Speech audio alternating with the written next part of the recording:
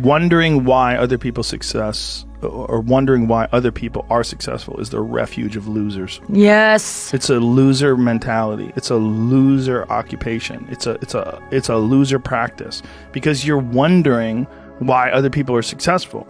Like, who gives a f-? You can say you think it sucks, but to spend time wondering why someone is successful and hating on someone for being successful, it doesn't do any good. It's like, what is that old expression that jealousy is... It's a poison that does the opposite of its intended. It doesn't affect the other person at all, but it poisons yourself. Yeah. It wastes your energy and time. It just is so... It's so indicative that you are insecure. Yes. It's like people don't realize what a giveaway that is when they are talking shit. You're just like, ugh, this is just showing me that you fucking don't like yourself. Well, I figured out... There's something that I figured out personally. Yeah. And that I try to relay this, and I try to be more clear and more concise the way I relay it. The way I look at it is that your mind, you have a certain amount of bandwidth. This is why I don't read Instagram comments or Twitter comments or YouTube comments. Like, I don't have any time. If I read them, it's an accident. But to seek them out, you have bandwidth. I don't spend time wondering why I hate things or hating on someone or being jealous. You have, let's call it units. You have 100 units of bandwidth in your mind.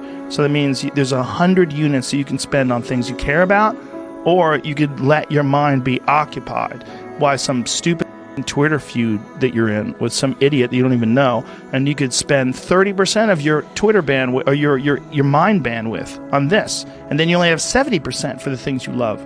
And then maybe you're involved in some relationship with someone who's an idiot and you're arguing back and forth with them. Well, there's another 30% that's gone. Now you have 40% left. You have 40% for the things you love instead of 100%. But if you only concentrate on the things you care about that mean something to you and learn how to do that, like you were talking about meditation, it's a form of meditation. Yep. Because you're learning how to avoid the little road bumps and the ditches on the side of the road. That can suck your bandwidth. Suck your bandwidth. You could give them just a little bit and go, okay, no. But or you could lean in. Like how you're saying when you stopped drinking, all of a sudden your career took off. Mm-hmm. You started doing well because you had more bandwidth. And you had less problems. This problem that you had that was rotting you away no longer existed. So now all of a sudden it frees up your time and you realize, oh my God, there's so many funny things that I could talk about. And I have so much energy and I'm so healthy. I could just go on stage and have fun, and then you're killing it. When was the last thing that you go, no, like you maybe gave it a little too much bandwidth? Do you still struggle with those things? No, I don't. And not really anymore, but it's been a gradual process. Like, remember the first... You had to have been a jealous dude in stand-up.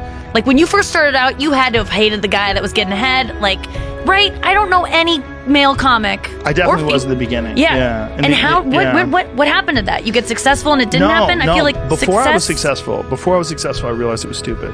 Long before. Because when I was like an amateur, I would see guys that were killing, and I'd be like, Cam, like, why is he doing good? Like, that guy sucks and this guy sucks, and you know, how come he got this and he got that? And then I remember thinking, like, this is a gigantic waste of time. And I got into comedy because I'm a fan of comedy. And my concentrating on people that suck or being jealous about people that are doing well does me zero good. But instead, if someone does well, I can be inspired and I can get fired up by it. I mean, I figured this out in my early 20s.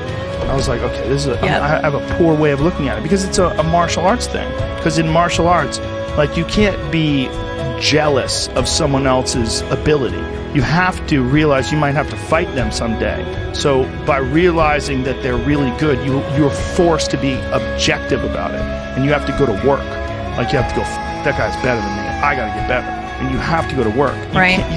There's no positive benefit in underestimating someone. Underestimating someone will get you killed. Like, literally. You're going to get a shin smashed in your face. Like, you don't want to ever convincing yourself that the things that you're jealous of them for aren't really as good. Right. Convincing that will get you killed. Yeah. So that's it, dude. Yeah. That's totally it, because the things that I get jealous of or have, and I'm better about it now than I've ever been, but you know, you see other women. I mean, my jealousies are always with other women. Yeah. It's just the way it is. And I have to fight it. And I'm really good about it now to be like actually inspired by women who are funnier than me. But that's awesome. But, and to use it to be like, okay, then I need to be better. I need to get up to that level. Yes. That is, I need to go home and write. It like fires me up as opposed to like, why? And it's powerful for everybody. It's powerful for them. It's powerful for you. Yes. It's like there's no negative aspect to it. It's like you should be thankful that there's women out there that make you feel uncomfortable. Yeah. Like when I see someone just murder on stage, I want to go to work. Yeah. I want to go write. I want to get home and write. Yeah. I want to go perform. I'm like, that guy just killed, or holy shit, she just crushed. Or she's out there killing it, and he's doing so good. It makes me want to work harder. And in that sense, as long as someone's not doing anything bad, as long as someone's not victimizing someone, what they're doing is they're showing you that it's possible to do better than you're doing. Yeah.